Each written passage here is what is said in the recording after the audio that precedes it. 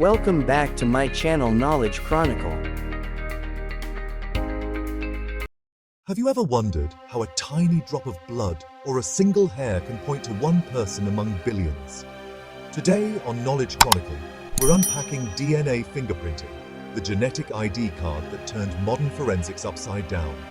I'll explain every step, every turn, real cases where DNA solved crimes, and the ethical fires this tech lights. Stick with me. This is science that reads like a detective thriller. So, what is DNA fingerprinting? DNA fingerprinting, also called DNA profiling, is a laboratory method that reads patterns in parts of your DNA that vary hugely between people. These patterns aren't about the genes that make you tall or brown-eyed. They're repetitive sequences, called minisatellites, or short tandem repeats, STRs, that act like barcodes.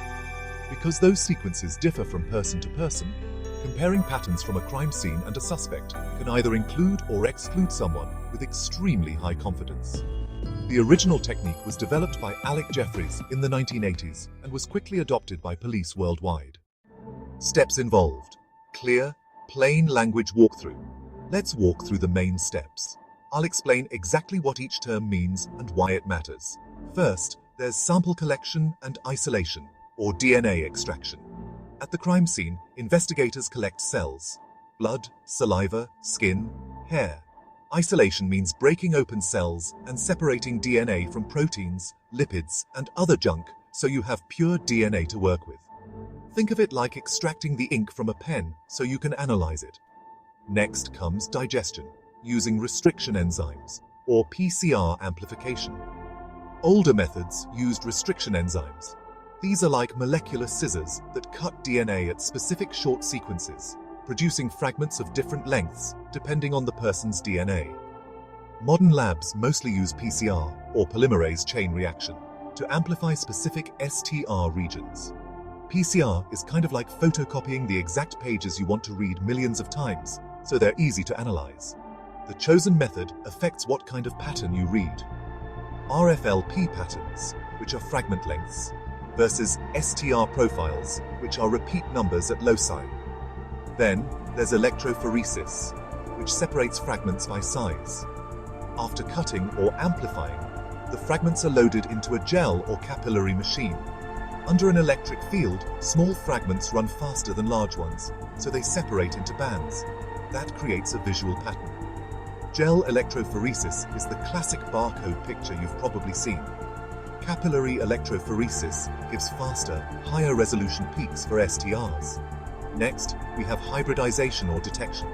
For older RFLP methods, scientists use labeled probes that stick or hybridize to specific repeat sequences. The probe lights up the bands you care about. For STR profiles, fluorescent tags on PCR primers let a detector read the sizes and produce a numeric code. For example, how many repeats at locus 1, locus 2, locus 3. Those numbers become that person's DNA profile. Finally, there's comparison and statistics. Labs compare the crime scene profile with a suspect's profile. They don't say this is definitely the person.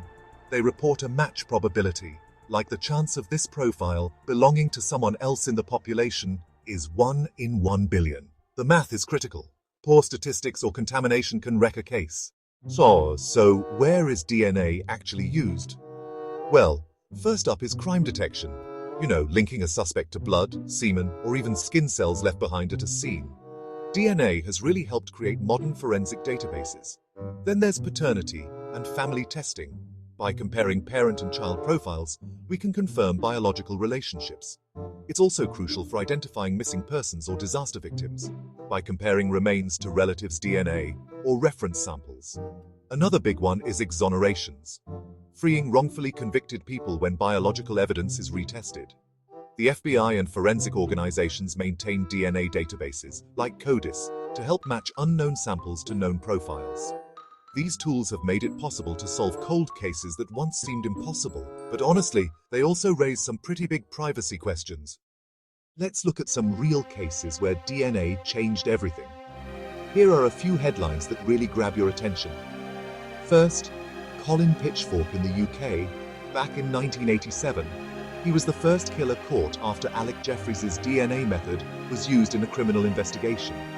It linked Pitchfork to 2 murders and basically started the era of DNA in policing. Then there's Kirk Bloodsworth in the USA, exonerated in 1993.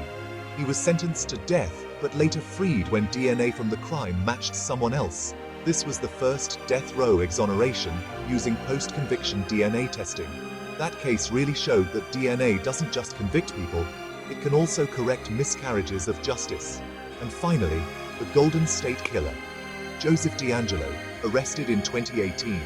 Investigators used genetic genealogy, uploading crime scene DNA to public genealogy databases to find relatives, build a family tree, and eventually zero in on DeAngelo. This method solved decades-old violent crimes, but yeah, it also sparked a pretty heated debate about privacy. Now, this might not be the most cinematic part, but honestly, it matters more than any plot twist. DNA carries really sensitive information, not just about your identity, but your ancestry, medical predispositions, and family ties. There are some key ethical concerns here. First, consent and databases. People who submit DNA to genealogy sites might unwittingly expose their relatives, and law enforcement can use those publicly shared profiles to trace suspects. The Golden State Killer case is kind of the poster child for this dilemma. Then there's scope creep, like how long should these profiles be stored? Who actually gets access? Could employers, insurers, or even governments misuse this data? And don't forget about accuracy and lab errors. Contamination, poor chain of custody, or misinterpreted statistics can wrongly convict someone. That's why standards, audits, and transparency are absolutely essential. Some of the solutions being debated include stricter rules for law enforcement access, better informed consent for consumer DNA services, stronger data security, and independent oversight. DNA fingerprinting is honestly an astonishing tool. It's like a scientific scalpel that can expose the truth, free the innocent, and solve mysteries that are decades old. But it's not magic lab rigor, statistical sense, and ethical guardrails matter more than ever. And hey, your one like, share, and subscribe will help us create more valuable content.